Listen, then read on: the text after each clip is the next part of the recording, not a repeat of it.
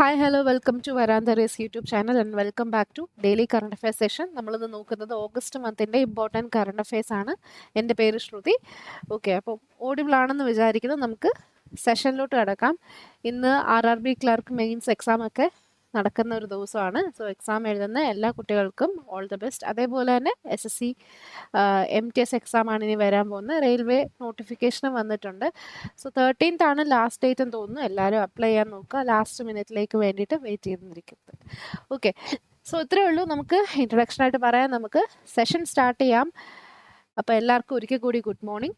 നമുക്ക് ആദ്യം തന്നെ ഒരു സയൻസ് റിലേറ്റഡ് ന്യൂസ് ആണ്. സയൻസ് ഉണ്ട്, അതേപോലെ തന്നെ അവാർഡ്സ് റിലേറ്റഡ് ആയിട്ടുള്ള കാര്യങ്ങൾ നോക്കുന്നുണ്ട്.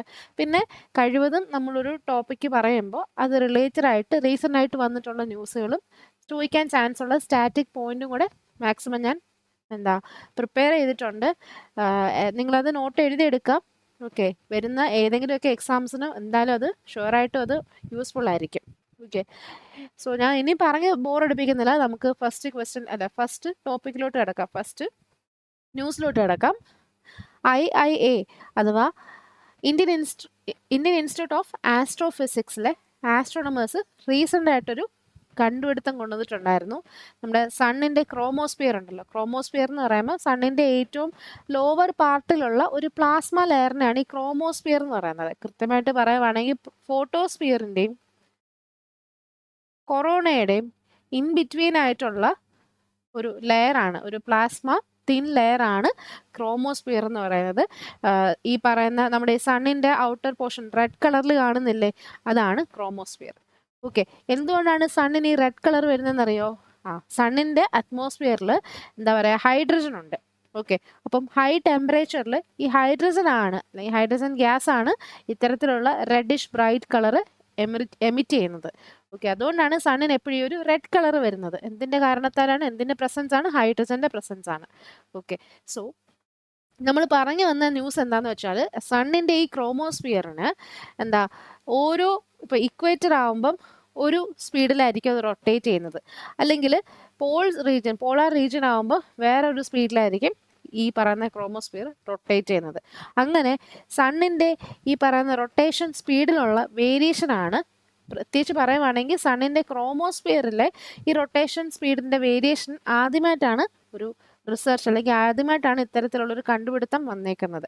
ഓക്കെ, അതുകൊണ്ട് ഇത് വളരെ ഇമ്പോർട്ടൻ്റ് ആണ്. കൊടൈക്കനാൽ ഡേറ്റ പ്രകാരം 100 വർഷത്തെ അവരുടെ കൊടൈക്കനാൽ സോളാർ ഒബ്സർവേറ്ററി അവരുടെ daily records 100 years of daily records ഉണ്ടായിരുന്നു. ഇതിൽ നിന്നുള്ള ഡേറ്റ യൂസ് ചെയ്തിട്ടാണ് അവർ ഇത്തരത്തിലുള്ള ഒരു ഡിസ്കവറി കണ്ടെത്തിയേക്കുന്നത്. ഡിസ്കവറി ചെയ്തിട്ടുള്ളത് IIA അഥവാ ഇന്ത്യൻ ഇൻസ്റ്റിറ്റ്യൂട്ട് ഓഫ് ആസ്ട്രോഫിസിക്സിലെ ആസ്ട്രോണമേഴ്സ് ആണ്. ഓക്കെ, സോ ഇത് ബംഗളൂരു ബേസ് ചെയ്തിട്ടുള്ള ഒരു ഇൻസ്റ്റിറ്റ്യൂട്ടാണ്.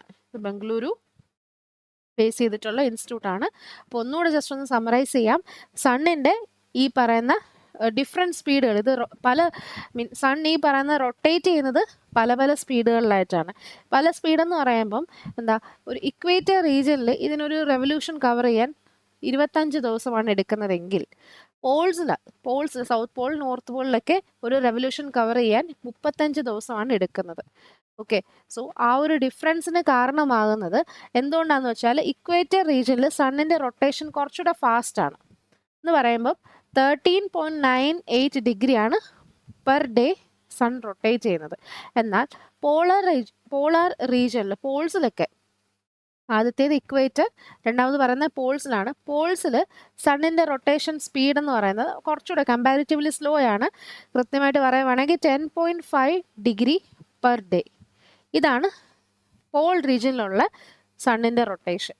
ഓക്കെ, സോ ഇങ്ങനെയുള്ള ഒരു റൊട്ടേഷൻ സ്പീഡിലുള്ള വേരിയേഷനാണ് നമുക്ക് ഇതിനകത്ത് നോക്കാനുള്ളത്. ഇത്തരത്തിലുള്ള വേരിയേഷൻ റിലേറ്റഡ് ആയിട്ടുള്ള ഒരു സ്റ്റഡി ഇതാദ്യമായിട്ടാണ് റീസെൻ്റായിട്ട് നടന്നിട്ടുണ്ടായിരുന്നത്.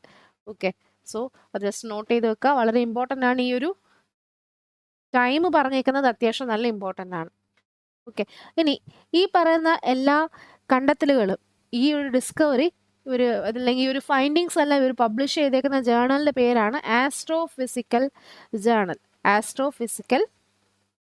ജേണൽ എന്ന് പറയും.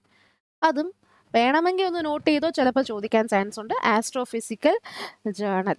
ഓക്കെ, സോ സണ്ണിൻ്റെ ഈ പറയുന്ന മാഗ്നറ്റിക് ഫീൽഡും അങ്ങനത്തെ കുറേ ആക്ടിവിറ്റി സൈക്കിൾസ് എല്ലാം അവർ മെൻഷൻ ചെയ്യുന്ന ഒരു ജേണലാണ് ആസ്ട്രോഫിസിക്കൽ ജേണൽ എന്ന് പറയുന്നത്. ഓക്കെ, ഇനി നമ്മൾ ഈ പറയുന്ന സണ്ണിൻ്റെ ബിഹേവിയർ അല്ലെങ്കിൽ ഇത് റിലേറ്റഡ് ആയിട്ടുള്ള കുറച്ച് വേറെ പോയിന്റുകൾ പറയുവാണെങ്കിൽ എവർഷെഡ് എന്ന് പറയുന്നൊരു എഫക്റ്റ് ഉണ്ട്. എവർഷെഡ് എഫക്റ്റ് ഇതെന്താന്ന് വെച്ചാൽ സൺസ്പോട്ടുകളുണ്ടല്ലോ, സൺസ്പോട്ട് സർഫസുകളിൽ ഈ പറയുന്ന ഗ്യാസിൻ്റെ ഫ്ലോ റിലേറ്റഡ് ആയിട്ടുള്ള ഒരു പല ഗ്യാസുകൾ, ഇപ്പം നേരത്തെ നമ്മൾ ഹൈഡ്രജൻ എന്ന് പറഞ്ഞതുപോലെ തന്നെ ഒരുപാട് ഗ്യാസുകൾ ഫ്ലോ ചെയ്യാറുണ്ട്. സോ അതെല്ലാം ഡിസ്ക്രൈബ് ചെയ്യുക അല്ലെങ്കിൽ അത് റിലേറ്റഡ് ആയിട്ടുള്ള ഫിനോമിനത്തിനാണ് നമ്മൾ ഈ എവർഷെഡ് എഫക്റ്റ് എന്ന് പറയുന്നത്. സൺസ്പോട്ട് എന്ന് പറയുവാണെങ്കിൽ ഇപ്പം നിങ്ങൾക്ക് ഈ സണ്ണ് കാണുമ്പം തന്നെ ചില പോർഷൻ ഇച്ചിരി ഡാർക്കായിട്ടാണ് നിൽക്കുന്നത്, അല്ലെങ്കിൽ ഒരു എന്താ ചിലയിടത്ത് ഇച്ചിരി ഒരു ഡാർക്ക് ഏരിയ ആണ്, ഒരു ബ്ലാക്കിഷ് ഒരു ലൈക്ക് ഏരിയ ഉണ്ട്. ഓക്കെ, അതായത് കമ്പാരിറ്റീവ്ലി കൂൾ ആയിട്ടുള്ള ഒരു പോർഷൻ അല്ലെങ്കിൽ ആ ഒരു ഏരിയനെയാണ് അത് കാണുമ്പോൾ ഡാർക്കായിട്ടിരിക്കും. ഓക്കെ, സണ്ണിൻ്റെ ആ ഒരു സർഫസിൽ ചില പോർഷൻ ഇങ്ങനെ ഡാർക്കായിട്ടാണ് അപ്പിയർ ചെയ്യുന്നത്. അത്തരത്തിലുള്ള ഏരിയനെയാണ് സൺസ്പോട്ട് എന്ന് പറയുന്നത്. അതായത് അവിടെ കമ്പാരിറ്റീവ്ലി ചുറ്റുമുള്ള സർഫസിനെ വെച്ച് നോക്കുകയാണെങ്കിൽ ചൂട് കുറച്ച് കുറവായിരിക്കും, ടെമ്പറേച്ചർ കുറവായിരിക്കും. സോ അങ്ങനത്തെ സൺസ്പോട്ടുകളിൽ കുറേ ഗ്യാസുകളുണ്ട്. ഈ ഗ്യാസുകളുടെയൊക്കെ ഫ്ലോ റിലേറ്റഡ് ആയിട്ടുള്ള ഫിനോമിനത്തിനാണ് നമ്മൾ എവർഷെഡ് എഫക്റ്റ് എന്നും പറയുന്നത്. ഓക്കെ, അപ്പോൾ റെയിൽവേക്കും SSCക്കും ഒക്കെ ഈ പറയുന്ന കാര്യങ്ങളൊക്കെ ചോദിക്കാൻ ചാൻസ് ഉണ്ട്. എക്സാക്റ്റ് ആ ഹെഡ്ലൈൻസ് മാത്രം പഠിച്ചാൽ പോരെ, എക്സ്ട്രാ വരുന്ന പോയിന്റുകളും നോട്ട് ചെയ്തു പോയാൽ നല്ല യൂസ്ഫുൾ ആയിരിക്കും. ഇതാണ് നമ്മുടെ ആദ്യത്തെ ന്യൂസിനകത്ത് നോക്കാനുള്ളത്. സൺസ്പോട്ട് എന്താന്ന് നോക്കി നമ്മൾ റിവേഴ്സ് പോവാം. സൺസ്പോട്ട് എന്താന്ന് നോക്കി അതിൽ നിന്ന് എവർഷെഡ് എഫക്റ്റ് പറഞ്ഞപ്പോഴാണ് സൺസ്പോട്ടിൻ്റെ കാര്യം പറഞ്ഞത്. പിന്നെ അതിന് മുൻപ് നോക്കിയിട്ടുണ്ടായിരുന്നത് ആസ്ട്രോഫിസിക്കൽ ജേണലാണ്. ഇപ്പം നമ്മൾ പഠിച്ച ഫൈൻഡിങ്സും ഡിസ്കവറി എല്ലാം മെൻഷൻ ചെയ്തിട്ടുള്ള ജേണൽ വന്നിട്ട് ആസ്ട്രോഫിസിക്കൽ ജേണലാണ്. പിന്നെന്താ, എർത്തല്ല സണ്ണിൻ്റെ റൊട്ടേഷനെ പറ്റി പറഞ്ഞു. ഇക്വേറ്റർ റീജിയൻ ആണെങ്കിൽ 13.98 ഡിഗ്രിയാണ് പെർ ഡേ റൊട്ടേറ്റ് ചെയ്യുന്ന സ്പീഡ്. എന്നാൽ പോൾ റീജിയനിലൊക്കെ ആണെങ്കിൽ 35 ഡേയ്സ് എടുക്കും ഒരു റെവല്യൂഷൻ കംപ്ലീറ്റ് ചെയ്യാനും. 10.5 ഡിഗ്രി പെർ ഡേ സ്പീഡിലാണ് അത് റൊട്ടേറ്റ് ചെയ്യുന്നത്. ഓക്കെ, അപ്പോൾ അറിഞ്ഞിരിക്കുക, കർണാടകയിലെ ബംഗളൂരു ബേസ് ചെയ്തിട്ടുള്ള ഇന്ത്യൻ ഇൻസ്റ്റിറ്റ്യൂട്ട് ഓഫ് ആസ്ട്രോഫിസിക്സിലെ ആസ്ട്രോണമേഴ്സ് ആണ് ഇത്തരത്തിലുള്ള കണ്ടെത്തലുകൾ ചെയ്തിട്ടുണ്ടായിരുന്നത്. അവർ കൊടൈക്കനാൽ ബേസ് ചെയ്തിട്ടുള്ള കൊടൈക്കനാൽ സോളാർ ഒബ്സർവേറ്ററിയുടെ 100 years ഓഫ് ഡെയിലി റെക്കോർഡ്സിൻ്റെ ഹെൽപ്പോട് കൂടിയിട്ടാണ് ഇത്തരത്തിലുള്ള ഡിസ്കവറി ചെയ്തിട്ടുണ്ടായിരുന്നത്. ഓക്കെ, അപ്പോൾ അതാണ് നമുക്ക് ഈ ഒരു ന്യൂസിനകത്ത് നോക്കാനുള്ളത്. ഈ പോയിന്റുകളൊക്കെ നിങ്ങൾ വേണമെങ്കിൽ ഒന്ന് സ്ക്രീൻഷോട്ട് എടുത്തോ അല്ലെങ്കിൽ ഒന്ന് പോസ് ചെയ്തിട്ട് എഴുതിയെടുത്താലും മതി. നമ്മൾ പറഞ്ഞ എല്ലാ പോയിന്റുകളും ഇവിടെ മെൻഷൻ ചെയ്തിട്ടുണ്ട്. ശരി, ഇനി അടുത്തത് ഒരു അവാർഡ്സ് ആൻഡ് റെക്കഗ്നീഷൻ കാറ്റഗറി വരുന്ന ന്യൂസാണ്. ഓക്കെ, നിങ്ങൾ ഈ കാണുന്ന ഇത് മിഥുൻ ചക്രവർത്തി, ഫേമസ് ഇന്ത്യൻ ആക്ടറാണ്, ബോളിവുഡ് ആക്ടറാണ് മിഥുൻ ചക്രവർത്തി. അദ്ദേഹം പൊളിറ്റീഷ്യൻ കൂടിയാണ്. അതേപോലെ തന്നെ പത്മഭൂഷൺ അവാർഡ് കിട്ടിയിട്ടുള്ള വ്യക്തിയാണ്. എന്താണ് പത്മഭൂഷൺ? നമ്മുടെ ഇന്ത്യയുടെ 3rd ഹയസ്റ്റ് സിവിലിയൻ അവാർഡാണ് പത്മഭൂഷൺ. ഉറപ്പായിട്ടും ഇദ്ദേഹത്തിന് പത്മഭൂഷൺ കിട്ടിയ വർഷം ഏതെന്ന് ചോദിക്കാനും ചാൻസ് ഉണ്ട്. ഏത് വർഷം എന്നറിയോ? 2024 ഇദ്ദേഹത്തിന് പത്മഭൂഷൺ കിട്ടിയത്. അത് വളരെ റീസെൻ്റ് ആയിട്ടാണ്. ഓക്കെ, പത്മഭൂഷൺ ആരായിരിക്കും കൊടുക്കുന്നത്? പ്രസിഡന്റ് ആണല്ലോ, ദ്രൗപദി മുർമു ആണ് ഈ പറയുന്ന പത്മഭൂഷൺ കൊടുക്കുന്നത്. ഇപ്പൊ ഇദ്ദേഹത്തിന് കിട്ടിയേക്കുന്നത് ദാദാ സാഹിബ് ഫാൽക്കെ അവാർഡാണ്. എന്താണ് ഈ ദാദാ സാഹിബ് ഫാൽക്കെ അവാർഡ് എന്നറിയാവോ? എന്തായിരിക്കും? ഫിലിം ഫീൽഡിൽ അല്ലെങ്കിൽ സിനിമ ഫീൽഡിലെ ഇന്ത്യയിലുള്ള ഏറ്റവും ഹയസ്റ്റ് അവാർഡാണ് Dada Saheb Phalke award. India's highest, ഇങ്ങോട്ട് നോട്ട് ചെയ്യാം, ഇന്ത്യാസ് ഹയസ്റ്റ്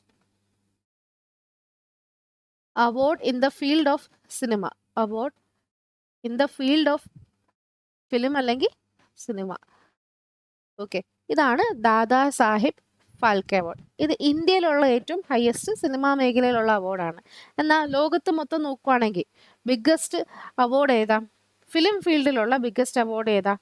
അക്കാഡമി അവാർഡ് അഥവാ Oscar award. Okay, overall world നോക്കുമ്പോൾ ഏറ്റവും സിനിമാ ഫീൽഡിലുള്ള ഏറ്റവും ഹയസ്റ്റ് ഓണർ എന്ന് പറയുന്ന അല്ലെങ്കിൽ അവാർഡ് എന്ന് പറയുന്ന ഓസ്കാർ അഥവാ അക്കാഡമി അവാർഡ്സ് എന്നറിയപ്പെടുന്ന സംഭവമാണ്. ഇനി അതല്ലാണ്ട് ലോകത്തിലേക്ക് ഏറ്റവും വലിയൊരു ഓണർ എന്ന് പറയുമ്പോൾ സിനിമാ ഫീൽഡ് അല്ല, ഓവറോൾ നോക്കുമ്പം ഏറ്റവും വലിയ അവാർഡ് വേൾഡിലേക്ക് തന്നെ ഏറ്റവും ബിഗ്ഗസ്റ്റ് അവാർഡ് എന്ന് പറയുന്നത് ഏതാണെന്നറിയോ? നിങ്ങൾക്ക് എല്ലാവർക്കും അറിയാം, നോബൽ പുരസ്കാരമാണ്. Okay, Nobel prize. ഓക്കെ, എല്ലാം ഒന്ന് അറിഞ്ഞിരിക്കുക. ജസ്റ്റ് ഒന്ന് റിവൈസ് ചെയ്യാൻ വേണ്ടി പറഞ്ഞതേ ഉള്ളൂ. ഇതെല്ലാം നിങ്ങൾക്ക് അറിയാവുന്ന ആൾക്കാർ, ഐ മീൻ എനിക്ക് അതെല്ലാം അറിയാവുന്ന പോയിന്റുകളൊക്കെയാണ്, ഞാൻ ജസ്റ്റ് ഒന്ന് ബ്രഷപ്പ് ചെയ്യാൻ വേണ്ടി പറഞ്ഞതേ ഉള്ളൂ. അപ്പോൾ ദാദാ സാഹിബ് ഫാൽക്കെ അവാർഡിനെ പറ്റിയാണ് പറയുന്നത്. ഈ ദാദാ സാഹിബ് ഫാൽക്കെ അവാർഡ് എന്ന് പറഞ്ഞാൽ, ഈ ദാദാ സാഹിബ് എന്ന് പറയുന്നൊരു ഫേമസ് വ്യക്തി ഉണ്ടായിരുന്നു. ഓക്കെ, അതായത് അദ്ദേഹം ഒരു ഇന്ത്യൻ സിനിമയിൽ വളരെ വലിയൊരു കോൺട്രിബ്യൂഷൻ ഒക്കെ നടത്തിയിട്ടുണ്ടായിരുന്ന വ്യക്തിയാണ്. ഓക്കെ, ഈ ഫാദർ ഓഫ് ഇന്ത്യൻ സിനിമ എന്നാണ് അദ്ദേഹം അറിയപ്പെടുന്നത്. Father of Indian cinema, father of Indian cinema എന്നാണ് ദാദാ സാഹിബ് ഫാൽക്കെ എന്ന് പറയുന്ന വ്യക്തി അറിയപ്പെടുന്നത്. ദാദാ സാഹിബ് അല്ലെങ്കിൽ ധൃതിരാജ് ഗോവിന്ദ് ഫാൽക്കെ എന്നാണ് അദ്ദേഹത്തിന്റെ ശരിക്കുള്ള പേര്. ഓക്കെ, ധൃതിരാജ് ഗോവിന്ദ് ഫാൽക്കെ, മറ്റൊരു പേരാണ് ദാദാ സാഹിബ് ഫാൽക്കെ. ഓക്കെ, അപ്പം ഫാദർ ഓഫ് ഇന്ത്യൻ സിനിമ ആരാന്ന് ചോദിച്ചു കഴിഞ്ഞാൽ എഴുതുക, രണ്ടും ഒരേ ആള് തന്നെയാണ്. ഇനി ഇദ്ദേഹത്തിന്റെ പേരിൽ 1969 ഈ ഒരു ദാദാ സാഹിബ് ഫാൽക്കെ പുരസ്കാരങ്ങൾ കൊടുത്തു തുടങ്ങിയിട്ടുണ്ടായിരുന്നത്. ഓക്കെ, ഈ ഒരു അവാർഡ് കോൺസ്റ്റിറ്റ്യൂട്ട് ചെയ്ത വർഷം 1969 ആണ്. ഇനി ഇദ്ദേഹത്തിന് എന്തുകൊണ്ടാണ് ഫാദർ ഓഫ് ഇന്ത്യൻ സിനിമ എന്നറിയപ്പെടുന്നതെന്നറിയോ? 1919 നമ്മുടെ ഇന്ത്യയുടെ ആദ്യത്തെ ഫുൾ ലെങ്ത് ഫീച്ചർ ഫിലിം ഇറങ്ങിയിട്ടുണ്ടായിരുന്നു. ഓക്കെ, അത് ഡയറക്റ്റ് ചെയ്ത വ്യക്തിയാണ് ഈ ധൃതിരാജ് ഗോവിന്ദ് ഫാൽക്കെ അഥവാ ദാദാ സാഹിബ് ഫാൽക്കെ എന്ന് പറയുന്നത്. ഇന്ത്യസ് ഫസ്റ്റ് ഫുൾ ലെങ്ത് ഒരു മുഴുനീള ഫിലിം ആയിരുന്നു ആദ്യമായിട്ട് ഇറങ്ങിയത്. Okay, full length feature film. അത് ഏത് ഫിലിം ആണെന്നറിയോ? നിങ്ങൾ കേട്ടിട്ടുണ്ടായിരിക്കാം, രാജാ ഹരിശ്ചന്ദ്ര. രാജാ ഹരിശ്ചന്ദ്ര എന്ന് പറയുന്ന ഫിലിം ഡയറക്റ്റ് ചെയ്ത വ്യക്തിയാണ് ദാദാ സാഹിബ് എന്ന് പറയുന്നത്. ഓക്കെ, ഏത് വർഷമാണ് ആ പടം ഇറങ്ങിയത്? 1913. ഓക്കെ, അതുകൊണ്ട് തന്നെയാണ് ഇദ്ദേഹത്തിനെ ഫാദർ ഓഫ് ഇന്ത്യൻ സിനിമ എന്നറിയപ്പെടുന്നതും. നമ്മൾ ഈ പറയുന്നതൊക്കെ ദാദാ സാഹിബ് ഫാൽക്കെനെ പറ്റിയിട്ട്, അല്ലാണ്ട് മിഥുൻ ചക്രവർത്തിനെ കുറിച്ചല്ല. ഓക്കെ, കൺഫ്യൂസ്ഡ് ആയി പോകരുത്. ഫിഗർ വന്നിട്ട് ഇദ്ദേഹത്തിനെ പറ്റിയിട്ടാണെങ്കിലും നമ്മൾ പറയുന്നത് ദാദാ സാഹിബിനെ പറ്റിയിട്ടാണ്. ഓക്കെ, സോ അത് നോട്ട് ചെയ്ത് വെക്കുക. അതുകൊണ്ടാണ് ഇദ്ദേഹത്തിന്റെ പേരിൽ ഇത്തരത്തിലുള്ളൊരു അവാർഡ് കൊടുക്കുന്നത്. ഇനി ഈ അവാർഡ് എന്ന് പറയുമ്പോൾ എന്തൊക്കെ കാര്യങ്ങളാണെന്നറിയോ? ഈ അവാർഡ് കൊടുക്കുന്നത് ministry of information and broadcasting ആണ് ഈ ഒരു അവാർഡ് കൊടുക്കുന്നത്. നാഷണൽ ഫിലിം ഫെസ്റ്റിവലിന്റെ ഇവന്റിലാണ് ഈ അവാർഡ് ജേതാക്കൾക്ക് അവാർഡ് കൊടുക്കുന്നത്. നാഷണൽ ഫിലിം ഫെസ്റ്റിവൽ റീസെന്റ് ആയിട്ട് നടക്കാൻ പോകുന്നത് 70ാമത്തെ എഡിഷനാണ്. ഓക്കെ, അതിലോട്ടൊക്കെ നമുക്ക് വരാം. അതിനു മുൻപ് ജസ്റ്റ് ഒന്ന് പറഞ്ഞു പോവാം. Ministry of information and broadcasting ആണ് ഈ പറയുന്ന അവാർഡ് കൊടുക്കുന്നത്. നാഷണൽ ഫിലിം ഫെസ്റ്റിവൽ ഇനി ഒക്ടോബറിൽ 8 വരുന്നുണ്ട്. 70th എഡിഷനാണ് നടക്കാൻ പോകുന്നത്. സോ ഈ ഒരു അവാർഡിനകത്ത് അല്ലെങ്കിൽ ഈ ഒരു അവാർഡ് റെസിപ്പിയൻ എന്തൊക്കെ കാര്യങ്ങൾ കിട്ടുമെന്നറിയോ? ഒരു സ്വർണ്ണ കമൽ എന്ന് പറയുന്ന സംഭവം കിട്ടും. സ്വർണ്ണ കമൽ അഥവാ ഗോൾഡൻ ലോട്ടസ്. ഓക്കെ, പിന്നെ ഒരു ഷോളും പിന്നെ ഒരു 10 ലക്ഷം രൂപയുടെ ഒരു ക്യാഷ് പ്രൈസുമാണ് ഇതിനകത്ത് കിട്ടുന്നത്. ഓക്കെ, ഈ ഒരു പ്രൈസിനകത്ത് ദാദാ സാഹിബ് ഫാൽക്കെ പുരസ്കാരത്തിനകത്ത് കിട്ടുന്നത്. ഓക്കെ, അത്രയും കാര്യങ്ങൾ നോട്ട് ചെയ്യുക. ഇനി ഇന്ത്യയിൽ ആദ്യമായിട്ട് ദാദാ സാഹിബ് ഫാൽക്കെ പുരസ്കാരം കിട്ടിയ വ്യക്തി ആരെന്നറിയോ? 1969 ഈ ഒരു അവാർഡ് ആദ്യമായിട്ട് വന്നതും അതേ വർഷം തന്നെയാണ് ദേവിക റാണി റോറേച്ച് എന്ന് പറയുന്ന വ്യക്തിക്ക്. Devika Rani Roerich. Okay, ROERICH. ഇവരാണ് ആദ്യമായിട്ട് ഇന്ത്യയിലെ ദാദാ സാഹിബ് ഫാൽക്കെ പുരസ്കാരം കരസ്ഥമാക്കിയ വ്യക്തി. ഇപ്പൊ തൊട്ടു മുൻപ് 2023 ഇതേ പുരസ്കാരം കിട്ടിയ വ്യക്തി ആരാന്നറിയോ? വാഹിദ റഹ്മാൻ. ഇതും നിങ്ങൾ കണ്ടിട്ടുള്ള പേരായിരിക്കും അല്ലെങ്കിൽ വ്യക്തിയായിരിക്കും. ഓക്കെ, ഫേമസ് ആക്ട്രസ് ആണ് വാഹിദ റഹ്മാൻ. ഓക്കെ, ഇവർക്ക് റീസെന്റ് ആയിട്ട് ഈ പറയുന്ന ദാദാ സാഹിബ് പുരസ്കാരം കിട്ടിയിട്ടുണ്ടായിരുന്നു. ഓക്കെ, ലൈഫ് ടൈം അച്ചീവ്മെന്റ് ആയിരുന്നു കിട്ടിയിട്ടുണ്ടായിരുന്നത്. ശരി, ഇത്രയാണ് നമുക്ക് എക്സ്ട്രാ പോയിന്റുകൾ പറയാനുള്ളത്. എക്സ്ട്രാ പോയിന്റ് അല്ല, ഈ ഒരു ദാദാ സാഹിബ് ഫാൽക്കെ പുരസ്കാരത്തിനകത്ത് പറയാനുള്ളത്. ഇത് പത്മഭൂഷൺ ജേതാവായിട്ടുള്ള മിഥുൻ ചക്രവർത്തിക്കാണ് 2024 ഈ ഒരു പ്രൈസ് കിട്ടുന്നത്. അദ്ദേഹത്തിന് പത്മഭൂഷൺ കിട്ടിയതും ഇതേ 2024 തന്നെയായിരുന്നു. ഇനി ദാദാ സാഹിബ് ഫാൽക്കെ പുരസ്കാരം കിട്ടുന്ന അല്ലെങ്കിൽ വാങ്ങിക്കുന്ന 54ാമത്തെ വ്യക്തിയാണ് ഈ കാണുന്ന മിഥുൻ ചക്രവർത്തി. ആദ്യത്തേതാരായിരുന്നു? ദേവിക റാണി റോറേച്ച് ആണ്. ഇപ്പോൾ നടക്കുന്നത് 54ാമത്തെ റെസിപ്പിയന്റ് ആണ് മിഥുൻ ചക്രവർത്തി. ഓക്കെ, അപ്പം ഇത്രയും കാര്യങ്ങൾ ജസ്റ്റ് ഒന്ന് അറിഞ്ഞിരിക്കുക. ഈ ഒരു അവാർഡ് അനൗൺസ് ചെയ്തേക്കുന്ന മിനിസ്റ്റർ ഓഫ് ഇൻഫർമേഷൻ ആൻഡ് ബ്രോഡ്കാസ്റ്റിംഗിന്റെ യൂണിയൻ മിനിസ്റ്റർ ആയിട്ടുള്ള അശ്വിനി വൈഷ്ണവ് ആയിരുന്നു. അശ്വിനി വൈഷ്ണവ്. ഒരുപാട് പോയിന്റുകൾ നമ്മൾ പറഞ്ഞിട്ടുണ്ട്. ദയവ് ചെയ്ത് നിങ്ങൾ നോട്ട് ചെയ്യുക. വെറുതെ കേട്ടോണ്ടിരുന്ന മനുഷ്യനാണ് കുറച്ചുനാൾ കഴിയുമ്പോൾ മറക്കും. ഓക്കെ, എഴുതിയെടുത്തിട്ട് കുറേ നാൾ ഇങ്ങനെ കഴിഞ്ഞിട്ട് ഒരു 10 ദിവസം കഴിയുമ്പോൾ ഒന്ന് റിവൈസ് ചെയ്യുക, പിന്നെ ഒരു മാസം കഴിയുമ്പോൾ ഒന്ന് റിവൈസ് ചെയ്യുക. എന്നാൽ മാത്രമേ നിങ്ങൾക്ക് എക്സാമിന് പോയിരിക്കുമ്പോൾ ഇതുകൊണ്ടൊക്കെ എന്തെങ്കിലും ഗുണമുള്ളൂ. ഓക്കെ, ശരി. ഇത്രയാണ് നമുക്ക് നോക്കാനുള്ളത്. ഇന്ത്യയിലെ ഏറ്റവും ഹയസ്റ്റ് സിനിമാ മേഖലയിലുള്ള ഏറ്റവും ഹയസ്റ്റ് അവാർഡ് എന്ന് പറയുന്നത് ദാദാ സാഹിബ് ഫാൽക്കെ അവാർഡാണ്. ഓക്കെ, ഇനി നമുക്ക് കുറച്ച് എക്സ്ട്രാ പോയിന്റുകൾ നമുക്ക് ജസ്റ്റ് ഒന്ന് നോട്ട് ചെയ്യാം. അതിന് നിങ്ങൾ ബ്ലാക്ക് സ്ക്രീൻ എടുക്കുക, നിങ്ങൾ ജസ്റ്റ് ഒന്ന് എഴുതി പൊക്കോണം കേട്ടോ. എപ്പോൾ വേണേലും സ്ക്രീൻ മാറാം.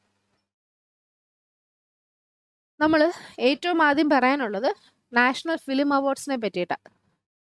ഇത് അവാർഡ്സ് പ്രഖ്യാപിച്ചു, പക്ഷെങ്കിൽ ആ ഒരു ഇവന്റ് വരാൻ പോകുന്നേ ഉള്ളൂ. ഒക്ടോബർ 8-നായിരിക്കും നാഷണൽ ഫിലിം ഫെസ്റ്റിവൽ അല്ലെങ്കിൽ നാഷണൽ ഫിലിം അവാർഡ്സ്. ഓക്കെ, നടക്കുന്നത് 70ാമത്തെ എഡിഷനാണ്. 70ാമത്തെ നാഷണൽ ഫിലിം അവാർഡ്സ് ആണ് നടക്കാൻ പോകുന്നത്. ഇതിൽ ബെസ്റ്റ് ആക്ടർ പ്രൈസ് കിട്ടിയ ആർക്കാണെന്നറിയോ? നിങ്ങൾ ന്യൂസ് പേപ്പറിനകത്ത് ഓൾറെഡി വായിച്ചിട്ടുണ്ടായിരിക്കും. കാന്താര പോലെയുള്ള ഫിലിമിനകത്തൊക്കെ അഭിനയിച്ച ഋഷഭ് ഷെട്ടി. ഇനി ബെസ്റ്റ്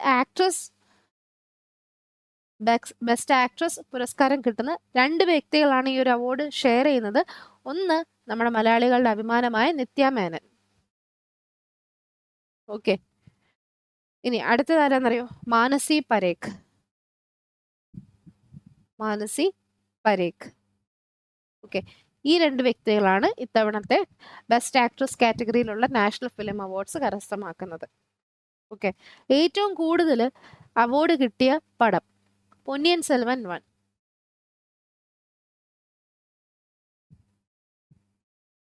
പൊന്നിയിൻ സെൽവൻ 1-നാണ് 4 അവാർഡുകളാണ് ഇത്തവണ കിട്ടിയേക്കുന്നത്. Okay, most number of awards win ചെയ്ത ഫിലിം പൊന്നിയിൻ സെൽവൻ ആണ്.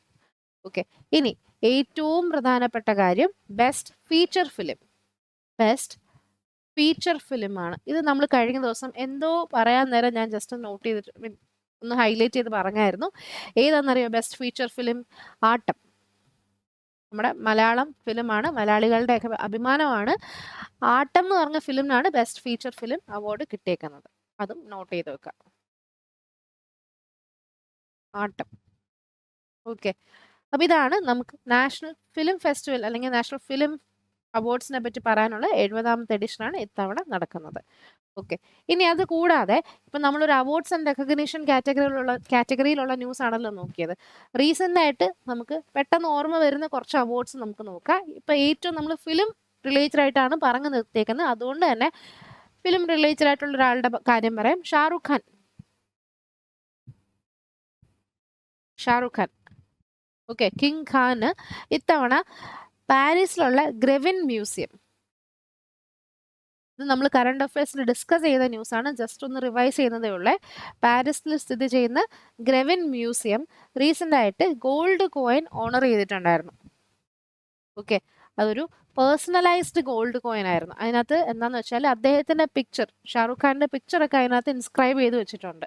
ഓക്കെ, സോ ഇങ്ങനെ ഒരു അല്ലെങ്കിൽ ഗോൾഡ് കോയിൻ, ഇത്തരത്തിലുള്ളൊരു പേഴ്സണലൈസ്ഡ് ഗോൾഡ് കോയിൻ കിട്ടുന്ന ആദ്യത്തെ ബോളിവുഡ് ആക്ടറാണ് ആര്? ഷാറുഖ് ഖാൻ. ഓക്കെ, ഒരുപാട് ഇന്ത്യക്കാർക്ക് കിട്ടിയിട്ടുണ്ട്, എന്നാലും ആദ്യത്തെ ബോളിവുഡ് ആക്ടർ എന്ന് പറയുന്നത് ഷാറുഖ് ഖാൻ ആയിരിക്കും. ഇത്തരത്തിൽ പേഴ്സണലൈസ്ഡ് ആയിട്ടുള്ള ഒരു ഗോൾഡ് കോയിൻ പാരീസിൽ സ്ഥിതി ചെയ്യുന്ന ഗ്രെവിൻ മ്യൂസിയം സമ്മാനിക്കുന്നത്. ഓക്കെ, ഇനി അടുത്തത് നമുക്ക് നോക്കാനുള്ള ഇതേപോലെ ഫിലിം മേഖലയിൽ കഴിഞ്ഞ ദിവസം ഒരു അവാർഡ് കിട്ടിയ വ്യക്തിയാണ് വിനോദ് ബച്ചൻ. നമ്മൾ അമിതാഭ് ബച്ചൻ്റെ ബ്രദർ ആണോ എന്നൊന്നും നമുക്ക് അറിയത്തില്ല എന്നൊക്കെ പറഞ്ഞത് ഓർമ്മയുണ്ടോ? വിനോദ് ബച്ചൻ, അദ്ദേഹം എന്താ പറയുക, തനു വെറ്റ്സ് മനു എന്ന് പറയുന്ന ഫിലിമിൻ്റെ ഒക്കെ ഡയറക്ടറാണ്. ഓക്കെ, അദ്ദേഹത്തിന് ഇപ്പോൾ റീസെൻ്റ് ആയിട്ട് ഗ്ലോബൽ പ്രസ്റ്റീജ് അവാർഡ് കിട്ടിയിട്ടുണ്ടായിരുന്നു. ഗ്ലോബൽ പ്രസ്റ്റീജ് അവാർഡ്, ഇതും നമ്മൾ കഴിഞ്ഞ ദിവസം 2 ദിവസം മുന്നേ പറഞ്ഞതേ ഉള്ളൂ. ഗ്ലോബൽ പ്രസ്റ്റീജ് അവാർഡാണ്. UK പാർലമെൻറ്റ് കൊടുക്കുന്ന ഒരു ഓണറാണ് ഈ global prestige award. UK parliament. Okay, ഇതാണ് ബ്ലാക്ക് സ്ക്രീനിന്റെ കുഴപ്പം. അപ്പം നിങ്ങൾ എന്ത് ചെയ്യുക, പോസ് ചെയ്തിട്ടൊന്ന് എഴുതിയെടുക്കുക. നമുക്ക് എന്താ ഇനിയും പോയിന്റുകൾ പറയാനുണ്ട്. അപ്പോൾ അത് നോട്ട് ചെയ്ത് വെക്കുക.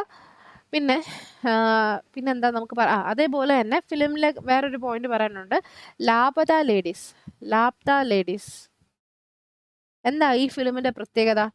ഇത്തവണത്തെ ഓസ്കാർ 2025 ഓസ്കാർ നോമിനേഷനിൽ ഡയറക്റ്റ് നോമിനേഷൻ അല്ലെങ്കിൽ ഇന്ത്യനെ റെപ്രസെന്റ് ചെയ്തിട്ട് പോകുന്ന ഒഫീഷ്യൽ എൻട്രി ഫിലിം ഏതാ? ആമിർ ഖാൻ നിർമ്മിക്കുന്ന ലാപത ലേഡീസ്. നിങ്ങൾ ഇൻസ്റ്റാഗ്രാമിലും യൂട്യൂബിലും ഒക്കെ കുറെ റീൽസും ഒക്കെ കണ്ടിട്ടുണ്ട് ഈ ഒരു പടത്തിനെ പറ്റിയിട്ട്. സമയം കിട്ടുമ്പോൾ എക്സാം എല്ലാം കഴിഞ്ഞിട്ട് പോയിരുന്ന് കാണാത്തവരുണ്ടെങ്കിൽ. ഓക്കെ, അപ്പോൾ 2025 ഓസ്കാർ പുരസ്കാരം കിട്ടിയെന്നല്ല, ഇന്ത്യനെ നോമിനേറ്റ് ചെയ്തിട്ട് ഒഫീഷ്യലി പോകുന്ന എൻട്രി ഈ പടമാണ്. ഓക്കെ, അത് അതും നമ്മൾ പറഞ്ഞിട്ടുണ്ടായിരുന്നു. ഇനി നമുക്കതല്ലാണ്ട് ചിരഞ്ജീവിക്ക് ഒരു പുരസ്കാരം കിട്ടിയിട്ടുണ്ട്. അത് ഞാൻ പറഞ്ഞിട്ടില്ല, പക്ഷെ അതല്ലാണ്ട് കിട്ടിയ പോയിന്റാണ്. ചിരഞ്ജീവിക്ക് അറിയാലോ, മെഗാസ്റ്റാർ ചിരഞ്ജീവിയുടെ കാര്യം. അദ്ദേഹത്തിന് റീസെന്റ് ആയിട്ട് ഒരു ഗിന്നസ് വേൾഡ് റെക്കോർഡ് കിട്ടിയിട്ടുണ്ട്.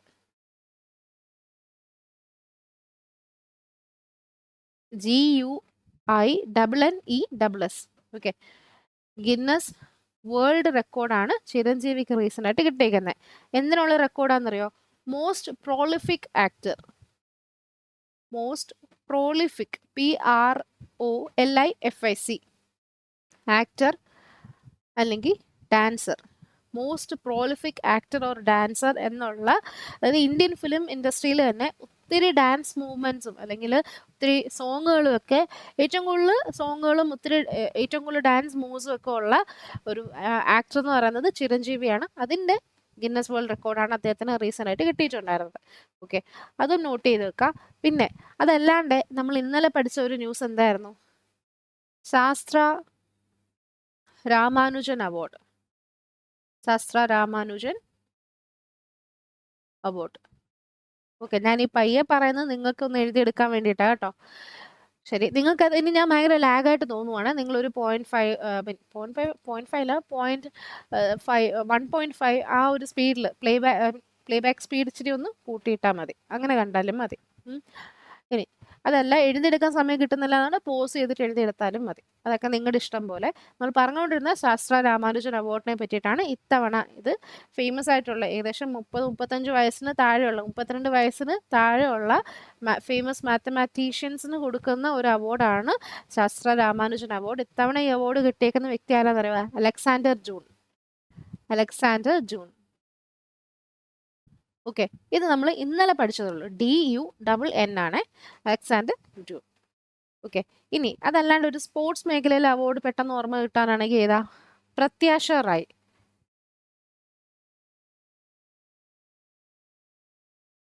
ഓക്കെ, ഇത് ഈ കുട്ടി എന്ന് പറഞ്ഞ ഒരു ഒഡീഷ സ്വിമ്മറാണ്.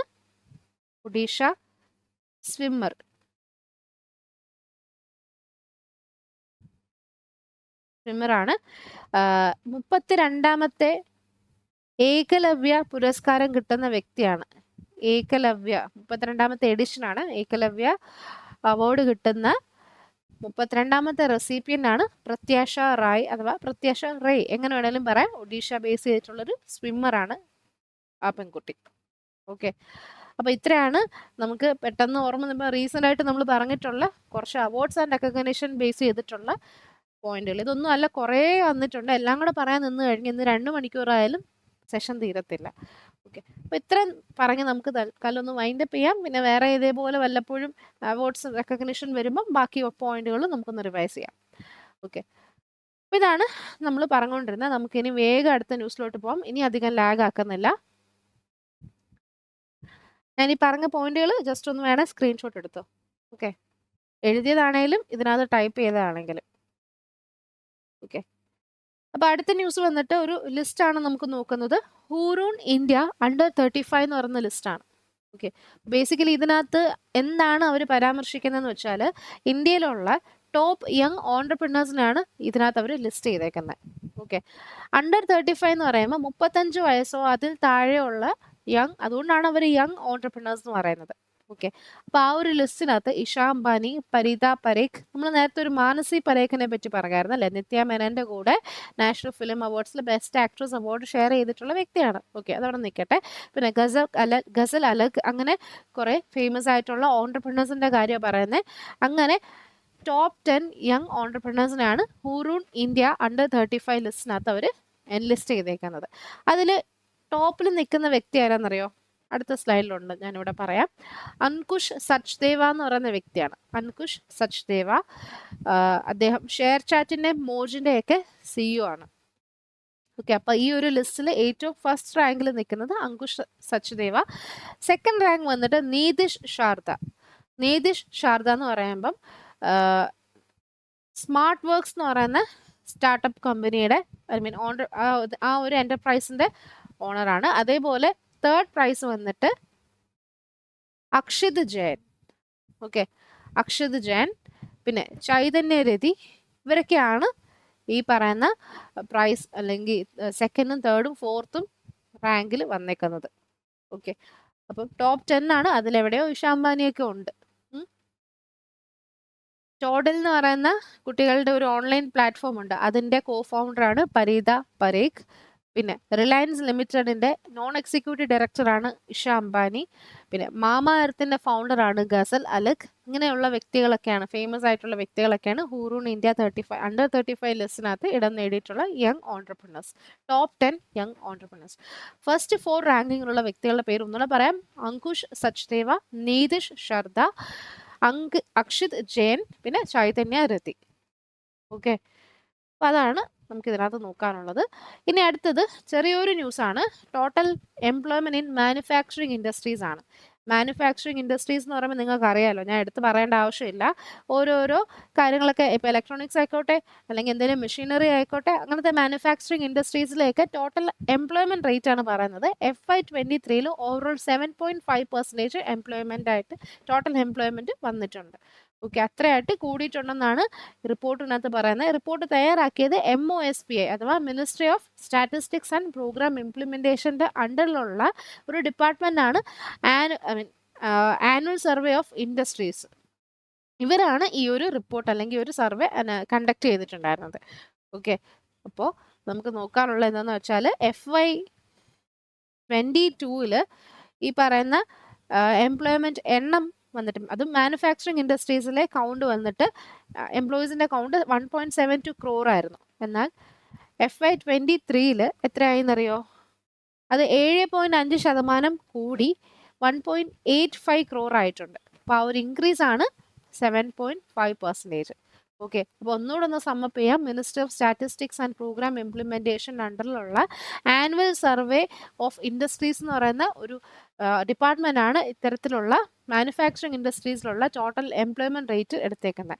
ആ റേറ്റിനകത്ത് നോക്കുമ്പോൾ FY22 1.72 crore ആണ് ടോട്ടൽ എംപ്ലോയീസിന്റെ എണ്ണം. എന്നാൽ അതിൽ നിന്ന് 7.7% കൂടിയിട്ട് ഇപ്പോൾ 1.85 crore ആൾക്കാരായിട്ടുണ്ട്, എംപ്ലോയീസ് ആയിട്ടുണ്ട്. ഓക്കെ, സോ അത് ജസ്റ്റ് ഒന്ന് നോട്ട് ചെയ്യുക. ചെറിയൊരു ന്യൂസാണ്. ബാങ്ക് എക്സാമിനൊക്കെ പ്രിപ്പയർ ചെയ്യുന്നവർക്ക് ഈ ഒരു പോയിന്റ് വളരെ പ്രധാനപ്പെട്ടതാണ്. ഓക്കെ, പോയിന്റ് മീൻസ് ആ ഒരു വാല്യൂസ് അല്ല. അടുത്ത ന്യൂസ് വന്നിട്ട് സെബിയാണ്, സ്റ്റോക്ക് എക്സ്ചേഞ്ച് റിലേറ്റഡ് ആയിട്ടുള്ള കാര്യം പറയുന്നത്. നമുക്കറിയാം FPI ഉണ്ട്, FDI ഉണ്ട്. ഞാൻ ഒരുപാട് വട്ടം FDIയുടെ എക്സാമ്പിളൊക്കെ പറഞ്ഞു തന്നിട്ടുണ്ട് നമ്മുടെ ക്ലാസ്സിൽ. ഒന്നുകൂടെ ജസ്റ്റ് നിങ്ങൾക്ക് മനസ്സിലാവുന്ന ഭാഷ പറഞ്ഞുതരാം. FDI എന്ന് പറഞ്ഞാൽ ഫോറിൻ ഡയറക്റ്റ് ഇൻവെസ്റ്റ്മെന്റ് ആണ്. ഇങ്ങനെ പറഞ്ഞാൽ മനസ്സിലാവത്തില്ല. അതായത് ഇപ്പോൾ ഫോർ എക്സാമ്പിൾ, ഞാൻ എപ്പോഴും എടുക്കുന്ന എക്സാമ്പിൾ തന്നെ പറയാം. KFC അല്ലെങ്കിൽ ചിക്കിങ്സ്, ഇതൊക്കെയെന്ന് പറഞ്ഞാൽ അമേരിക്ക പോലുള്ള വലിയ വലിയ ബ്രാൻഡുകളുടെ ആണ്. പക്ഷെങ്കിൽ ഒരു അമേരിക്ക മാത്രമല്ലല്ലോ അവർക്ക് ബ്രാഞ്ച് ഉള്ളത്, നമ്മുടെ ഇന്ത്യയിലും ബ്രാഞ്ച് ഉണ്ട്. അപ്പോൾ ഇന്ത്യയിൽ ബ്രാഞ്ച് ഇപ്പോൾ KFC നമ്മുടെ ട്രിവാൻഡ്രത്തുണ്ടെന്ന് വെച്ചോ, തമ്പാനൂരുണ്ട്. അവിടുത്തെ ജോലിക്കാർ അമേരിക്കൻ ബ്രാൻഡാന്ന് വെച്ചിട്ട് അമേരിക്കക്കാരല്ലല്ലോ, ഇന്ത്യയിലുള്ള ആൾക്കാരല്ല. പ്രത്യേകിച്ച് നമ്മൾ കേരളത്തിലെ ആകുമ്പോൾ മലയാളികളായിരിക്കും. അപ്പോൾ ഒരു അമേരിക്കൻ ബ്രാൻഡാണ്, അവർ ഇന്ത്യയിൽ ഇൻവെസ്റ്റ് ചെയ്തിട്ടുണ്ട്. ഓക്കെ, ഡയറക്റ്റ് ഇൻവെസ്റ്റ്മെന്റ് ആണ് ഒരു കമ്പനി രൂപേണ. അതിൽ വർക്ക് ചെയ്യുന്നത് പക്ഷെങ്കിൽ, അതായത് അവരെ സംബന്ധിച്ചിട്ട് ഒരു ഫോറിൻ കൺട്രിയാണ് നമ്മൾ ഇന്ത്യ. ഈ ഫോറിൻ കൺട്രിയിലെ ആൾക്കാർ, നമ്മളെ ഇന്ത്യ എന്ന് പറയുന്നത് അവരെ സംബന്ധിച്ച് ഫോറിൻ കൺട്രിയാണ്. അപ്പോൾ അവരുടെ ഈ ഒരു ഫോറിൻ കൺട്രിയിലെ ആൾക്കാരാണ് ഇവിടെ വർക്ക് ചെയ്യുന്നത്. ഓക്കെ, അപ്പോൾ ഇതിന്റെ മെയിൻ പ്രോഫിറ്റ് അവർക്കാണ് പോകുന്നതെങ്കിലും ഇന്ത്യയിലുള്ള ആൾക്കാർക്ക് എന്താ ഈ പറയുന്ന ജോലി ഇതിന്റെ ഭാഗമായിട്ട് കിട്ടുന്നുണ്ട് അല്ലേ? അങ്ങനെ ഇവർക്ക് ഇന്ത്യക്കും പ്രോഫിറ്റ് കിട്ടുന്നുണ്ട്. അങ്ങനെ അതിനെയാണ് നമ്മൾ ഫോറിൻ ഡയറക്റ്റ് ഇൻവെസ്റ്റ്മെന്റ് അഥവാ FDI എന്ന് പറയുന്നത്. KFC ഒക്കെ ഒരു എക്സാമ്പിൾ ആണ്. അടുത്തത് FPI എന്ന് പറയുമ്പോൾ ഇങ്ങനെ ഡയറക്റ്റ് ആയിട്ട് ഒരു ബിസിനസ് സ്റ്റാർട്ട് ചെയ്യാന്നല്ല, സ്റ്റോക്കുകൾ വാങ്ങിച്ചു വെക്കുക അല്ലെങ്കിൽ ബോണ്ടുകൾ. ഓക്കെ, ഇതാണ് അത്തരത്തിലുള്ള വേറെ ഇതുപോലെ തന്നെ ഫോറിൻ കൺട്രി അല്ലെങ്കിൽ വേറൊരു രാജ്യത്തെ സ്റ്റോക്സ് അല്ലെങ്കിൽ ബോണ്ടുകൾ പോലെയുള്ള ഫിനാൻഷ്യൽ അസറ്റുകൾ അക്വയർ ചെയ്യുന്ന രീതിയിൽ ഇൻവെസ്റ്റ് ചെയ്യുന്നതിനാണ് നമ്മൾ ഫോറിൻ പോർട്ട്ഫോളിയോ ഇൻഡെക്സ് എന്ന് പറയുന്നത്. അപ്പോൾ ഇൻഡെക്സ് അല്ല, ഫോറിൻ പോർട്ട്ഫോളിയോ ഇൻവെസ്റ്റ്മെന്റ്. ഇനി അത്തരത്തിലുള്ള ഒരു കാര്യമാണ് നമുക്ക് നോക്കാനുള്ളത്. ഈ ഫോറിൻ പോർട്ട്ഫോളിയോ ഇൻവെസ്റ്റേഴ്സിനെ സഹായിക്കുന്ന രീതിയിലുള്ള ഒരു FPI ഔട്ട്റീച്ച് സെല്ലാണ് റീസെന്റ് ആയിട്ട് SBI എസ്റ്റാബ്ലിഷ് ചെയ്തേക്കുന്നത്. SBI അല്ല, SEBI എസ്റ്റാബ്ലിഷ് ചെയ്തേക്കുന്നത്. ഓക്കെ, ഈ എല്ലാ സ്റ്റോക്ക് എക്സ്ചേഞ്ച് റിലേറ്റഡ് ആയിട്ടുള്ള എല്ലാ കാര്യങ്ങളും, എല്ലാ FPI ഇന്ത്യയിലുള്ള എല്ലാ FPI റിലേറ്റഡ് കാര്യങ്ങളും റെഗുലേറ്റ് ചെയ്യുന്നത് ഏത് ഓർഗനൈസേഷനാണ്? SEBI ആണ്. Okay, stock exchange securities and exchange board of India ആണ്.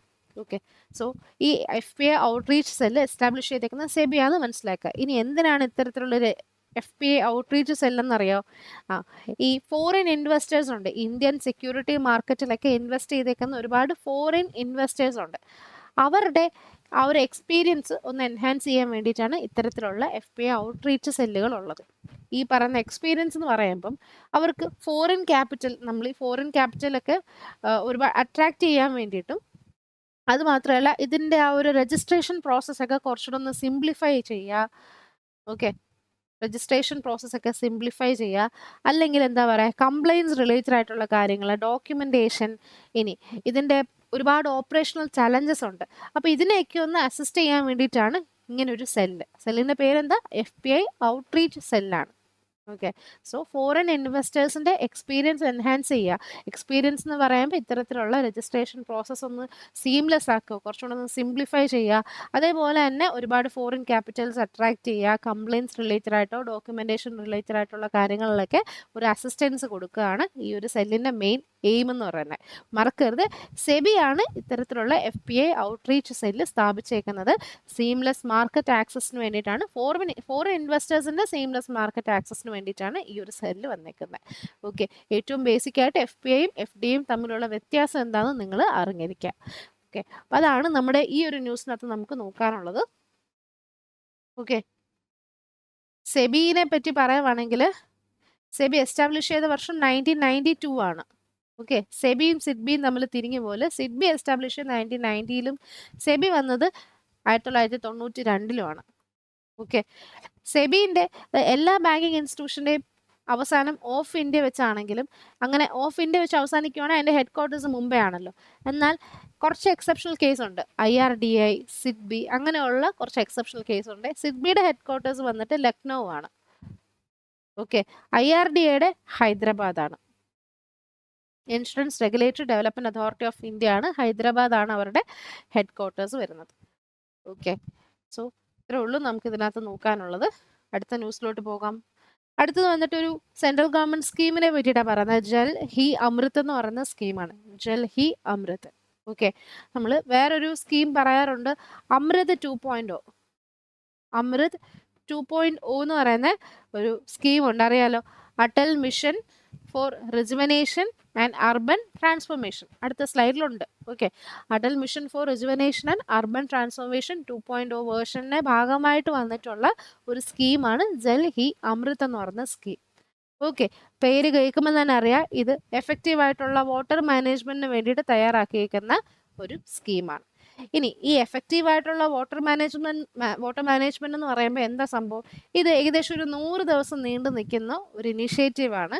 ഇതിനകത്ത് മെയിൻ കീ ഒബ്ജക്റ്റീവ്സ് എന്തൊക്കെയാണെന്ന് വെച്ചാൽ, പ്രോപ്പറായിട്ടുള്ള വാട്ടർ മാനേജ്മെന്റ് എഫോർട്ടുകൾ കൊണ്ടുവരിക, അല്ലെങ്കിൽ ഹൈ ക്വാളിറ്റി ട്രീറ്റഡ് വാട്ടറാണ് സപ്ലൈ കൊടുക്കേണ്ടത്, അല്ലെങ്കിൽ റീസൈക്ലിംഗ് ഒക്കെ എൻഷുർ ചെയ്യുക. ഇനി അതും അല്ലെങ്കിൽ നമ്മുടെ സ്റ്റേറ്റുകളിലും യൂണിയൻ ടെറിട്ടറീസിലും ഒക്കെ, അല്ലെങ്കിൽ എന്താ പറയുക, റൂറൽ ഏരിയ ആയിക്കോട്ടെ, ഈ സ്റ്റേറ്റിലും യൂണിയൻ ടെറിട്ടറീസിലൊക്കെ തന്നെ റൂറൽ ഏരിയയും അർബൻ ഏരിയ ഉണ്ടല്ലോ, എവിടെ ആയിക്കോട്ടെ ഈ പറയുന്ന വാട്ടറിൻ്റെ റീസൈക്ലിംഗ് കൃത്യമായിട്ട് നടത്തുക. അതുമല്ല നല്ല നല്ല ഹൈ ക്വാളിറ്റിയിലുള്ള വെള്ളമായിരിക്കണം റീസൈക്കിൾ ചെയ്യുന്നത്, അല്ലെങ്കിൽ റീയൂസ് ചെയ്യുന്നത്, വാട്ടർ പ്രോസസ്സിങ്, ഇങ്ങനത്തെ കാര്യങ്ങളെല്ലാം ഉറപ്പുവരുത്താനാണ് ഈ ജൽ ഹി അമൃത് എന്ന് പറഞ്ഞേക്കുന്ന സ്കീം വന്നേക്കുന്നത്. ഓക്കെ, സോ ബേസിക്കലി ഒറ്റ വാക്കിൽ പറയുവാണെങ്കിൽ വാട്ടർ മാനേജ്മെന്റ് എഫേർട്സിനെ സപ്പോർട്ട് ചെയ്യാൻ വേണ്ടിയിട്ട് ലോഞ്ച് ചെയ്തേക്കുന്ന ഒരു സ്കീമാണ് Jal Hi Amrit scheme. Okay, so just note ചെയ്ത് വെക്കുക, വളരെ ഇമ്പോർട്ടൻ്റ് ആയിട്ടുള്ള കാര്യമാണ്. നമ്മൾ ഓരോ സ്കീം പഠിക്കുമ്പോഴും നിങ്ങൾ സ്കീമിന് വേണ്ടിയിട്ട് ഒരു പേജ് മാറ്റി അങ്ങ് വെച്ചേക്കണം, ഒരു പേജോ കുറച്ച് പേജുകളോ. ഓക്കെ, അപ്പോൾ പുതുതായിട്ട് വരുന്ന സ്കീമുകളൊക്കെ അതിനകത്ത് ആഡ് ഓൺ ചെയ്ത് പോയി കഴിഞ്ഞാൽ നിങ്ങൾക്ക് കുറച്ചുകൂടി എളുപ്പമായിരിക്കും. ഇനി നമുക്ക് കുറച്ച് ഇമ്പോർട്ടൻ്റ് ആയിട്ടുള്ള സ്കീമുകളൊന്ന് വെറുതെ ഒന്ന് നോക്കി പോവാം. റീസെൻ്റ് ആയിട്ട് പറഞ്ഞിട്ടുള്ള കുറച്ച് കാര്യങ്ങൾ നമുക്ക് നോക്കാം. ഓക്കെ, വീണ്ടും ബ്ലാക്ക് സ്ക്രീൻ വന്നേക്കുക. ആദ്യം തന്നെ ഡസ്റ്റ് ഫ്രീ ഡൽഹി എന്ന് പറയുന്ന ഡസ്റ്റ് ഫ്രീ ഡൽഹി ഡ്രൈവ് എന്ന് പറയുന്ന ഒരു ഇനിഷ്യേറ്റീവ് ഉണ്ട്. എന്താണ് ഇതിൻ്റെ ഉദ്ദേശം ഞാൻ പറയാതെ തന്നെ നിങ്ങൾക്കറിയാം. ഡൽഹിയിലുള്ള എയർ പൊല്യൂഷൻ കുറയ്ക്കുക. ഏറ്റവും കൂടുതൽ പറയുവാണെങ്കിൽ വിൻ്റർ സീസൺ വരുമ്പോൾ അവിടുത്തെ എയർ ക്വാളിറ്റി വളരെ പരിതാപകരമാണ്. ഓക്കെ, അപ്പോൾ അങ്ങനത്തെ പ്രശ്നങ്ങളൊക്കെ പരിഹരിക്കാൻ വേണ്ടിയിട്ടാണ് ഡസ്റ്റ് ഫ്രീ ഡൽഹി ഡ്രൈവ് വന്നേക്കുന്നത്. ഇതേപോലെ ഉള്ള ഒരു സ്കീമാണ് ഏക് പേഡ് മാ കെ നാം. ഇത് നിങ്ങൾക്കറിയാം അല്ലേ? ഇത് നിങ്ങൾക്കറിയാം, എൻ്റെ സെഷൻ കാണുന്ന എല്ലാവർക്കും ഇത് അറിയാം. ഏക് പേഡ് മാ കെ നാം എന്ന് പറയുന്ന സ്കീം. സ്കീമിന് വേണ്ടിയിട്ട് ഇപ്പോൾ റീസെൻ്റ് ആയിട്ട് ഒരു ആപ്പ് കൂടി ലോഞ്ച് ചെയ്തിട്ടുണ്ട്. കാർബൺ ക്രെഡിറ്റ് ഒക്കെ അനലൈസ് ചെയ്യാനും ട്രാക്ക് ചെയ്യാനൊക്കെ വേണ്ടിയിട്ട്. ഇതൊക്കെ ഡീറ്റെയിൽ ആയിട്ട് പല ദിവസങ്ങളായിട്ട് പറഞ്ഞിട്ടുണ്ട്. ഓക്കെ, ഇനി അടുത്ത നമുക്ക് നോക്കാനുള്ള PM Vishwakarma scheme. PM Vishwakarma സ്കീമിനെ പറ്റിയിട്ട് അറിഞ്ഞിരിക്കണം. വിശ്വകർമ്മ സ്കീം. പിന്നെ NPS വാത്സല്യ സ്കീം.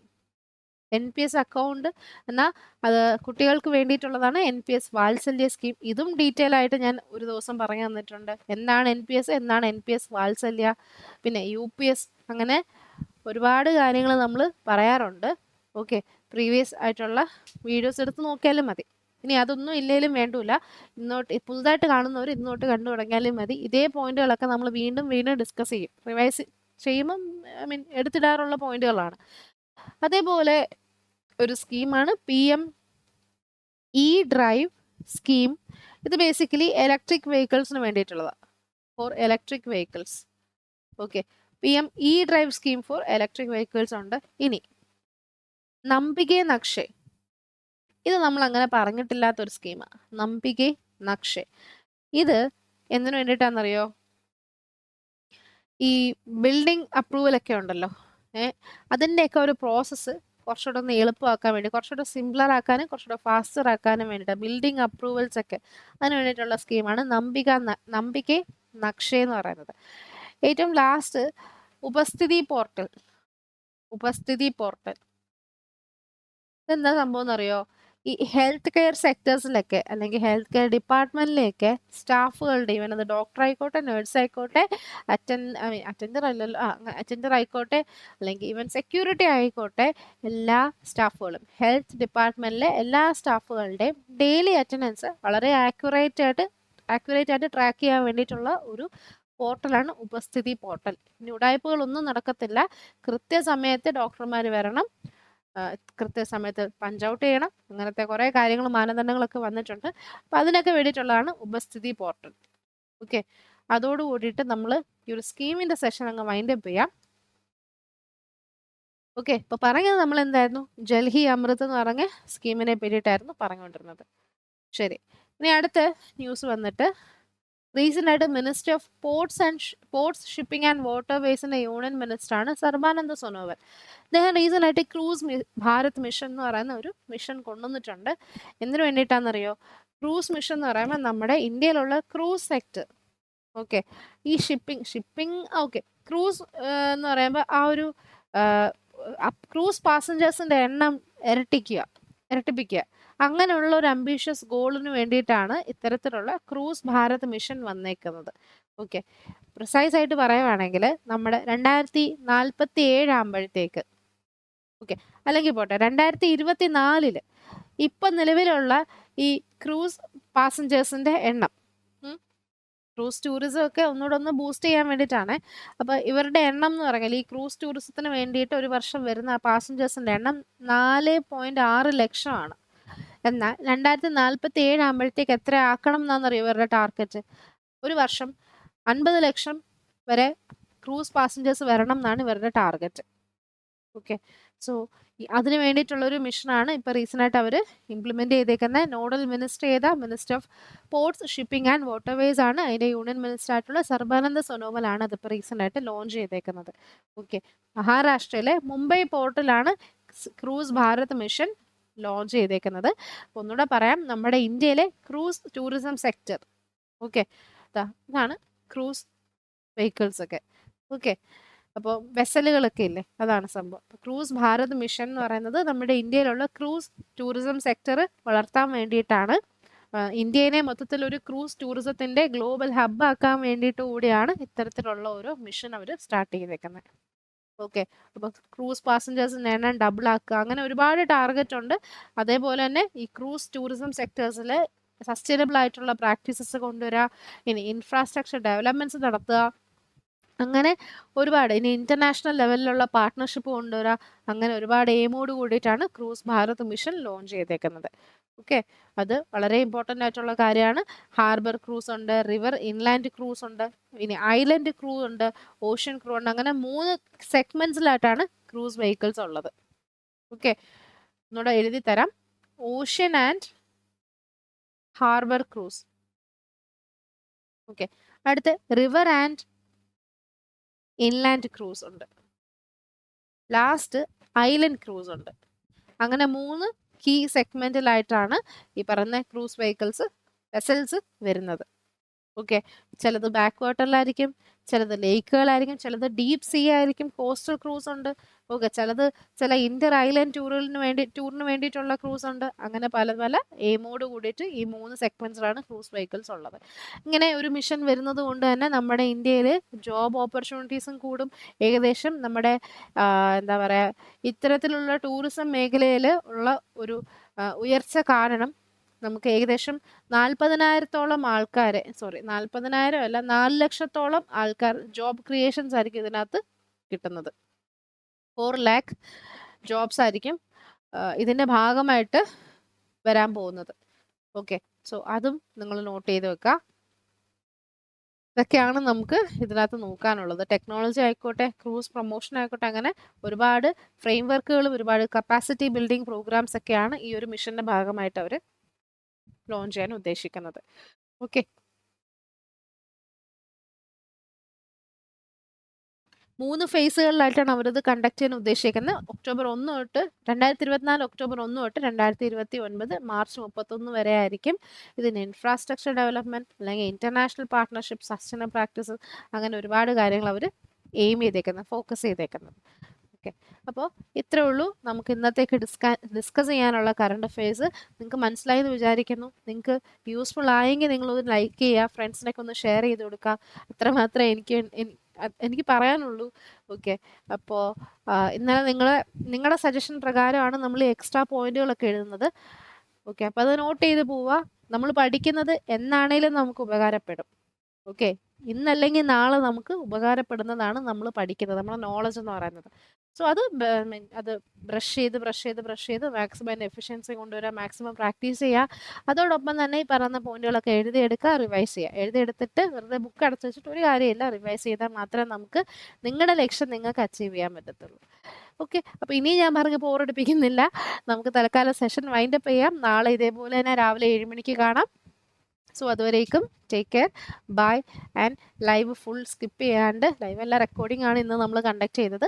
ഈ ഒരു വീഡിയോ ഫുൾ സ്കിപ്പ് ചെയ്യാണ്ട് ലാസ്റ്റ് വരെ കണ്ട് എല്ലാവർക്കും ഒരിക്കൽ കൂടി താങ്ക് യു. ഓക്കെ, അപ്പം ടേക്ക് കെയർ, ബൈ. നാളെ കാണാം.